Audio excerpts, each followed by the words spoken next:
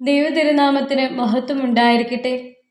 മഞ്ഞു പെയ്യുന്ന പാതിരാവിൽ വിണ്ണിനെയും മണ്ണിനെയും അനുരഞ്ജിപ്പിക്കാൻ സ്നേഹത്തിന്റെ സന്ദേശവുമായി ഒരു രക്ഷകൻ, പ്രവചനങ്ങളുടെ പൂർത്തീകരണവും പ്രതീക്ഷകളുടെ രക്ഷകനുമായവൻ ബേത്ലഹേമിലെ കാലിത്തൊഴുത്തിൽ സ്നേഹത്തിന്റെ സന്ദേശവുമായി ഭൂജാതനായി.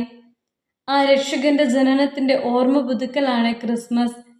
രക്ഷകന്റെ ജനന വാർത്ത അറിഞ്ഞെത്തിയ ജ്ഞാനികൾ ഇപ്രകാരമാണ് ചോദിക്കുന്നത്: എവിടെയാണ് യഹൂദന്മാരുടെ രാജാവായി ജനിച്ചവൻ? ഞങ്ങൾ കിഴക്ക് അവന്റെ നക്ഷത്രം കണ്ട് അവനെ ആരാധിക്കാൻ വന്നിരിക്കുകയാണ്. ജനതകൾ നിന്റെ പ്രകാശത്തിലേക്കും രാജാക്കന്മാർ നിന്റെ ഉദയസഭയിലേക്കും വരുമെന്ന യേശയ്യാ പ്രവാചകന്റെ പ്രവചനത്തിന്റെ പൂർത്തീകരണവും ക്രിസ്തുവാകുന്ന പ്രകാശം ലോകമെങ്ങും പ്രസരിക്കാൻ പോകുന്നതിന്റെ അടയാളവുമാണിത്. ജ്ഞാനികളെ നയിച്ച കിഴക്കുദിശ നക്ഷത്രം എല്ലാവരും പ്രകാശത്തിന്റെ ഉറവിടമായ യേശുവിങ്കിലേക്ക് നയിക്കപ്പെടണമെന്നും വെളിപ്പെടുത്തുന്നു. ബേത്ലഹേമിലെ പുൽക്കുടിലിൽ നിന്നുള്ള വെളിച്ചം ലോകത്തിന്റെ ഇരുട്ട് നീക്കാൻ തുടങ്ങിയിരിക്കുന്നു. രക്ഷക ജനനത്തിന്റെ സൂചനയായി കിഴക്കിന്റെ കോണിലാണ് താരോദയം ഉണ്ടായത്. പൂജ രാജാക്കന്മാരും ആട്ടിടയന്മാരുമെല്ലാം ആ ദിശയിലേക്കാണ് നടന്നു നീങ്ങിയത്. ദൃശ്യവിസ്മയങ്ങളുടെ ദിക്കാണ് കിഴക്ക്. ഉദയപ്രഭയുടെ വർണ്ണങ്ങൾ വാരി വിതറപ്പെടുന്ന ഇടം. ശുഭസൂചകമാണ് കിഴക്ക്. വെളിച്ചു വരുന്നത് അവിടെ നിന്നാണ്.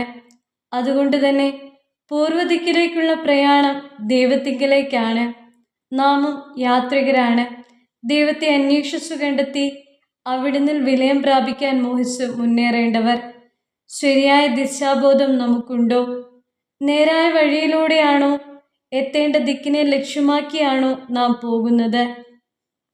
നമ്മുടെ ജീവിതയാത്രയിൽ നമ്മുടെ വിചാരങ്ങളുടെയും താല്പര്യങ്ങളുടെയും നിഗമനങ്ങളുടെയും ബോധ്യങ്ങളുടെയും ഒക്കെ ചായ്വ് എങ്ങോട്ടാണ്? നമ്മുടെ കാലടികൾ കിഴക്കോട്ടാണ് നീങ്ങുന്നതെങ്കിൽ ഭയം വേണ്ട.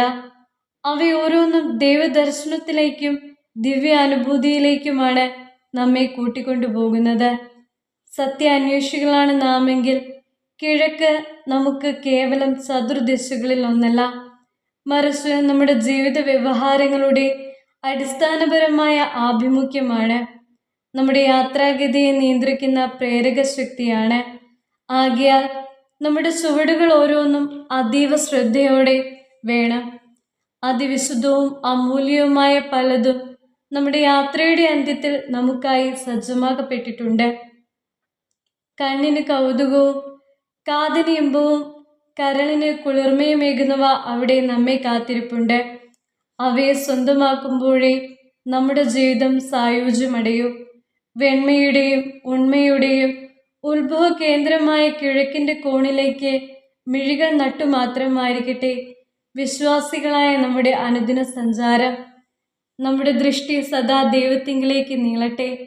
നമ്മെ അലട്ടുന്ന പ്രശ്നങ്ങൾക്കും പരാജയങ്ങൾക്കുമുള്ള പരിഹാരമാർഗങ്ങൾ അവിടുന്ന് നമുക്ക് തെളിവായി കാണിച്ചു തരും. ഒപ്പം നമ്മുടെ കൊച്ചു സന്തോഷങ്ങളുടെ കാരണങ്ങളും.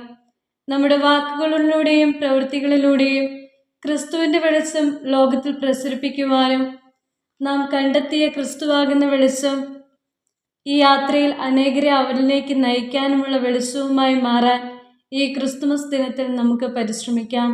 അതിനായി ഉണ്ണീശോ നമ്മെ സഹായിക്കട്ടെ.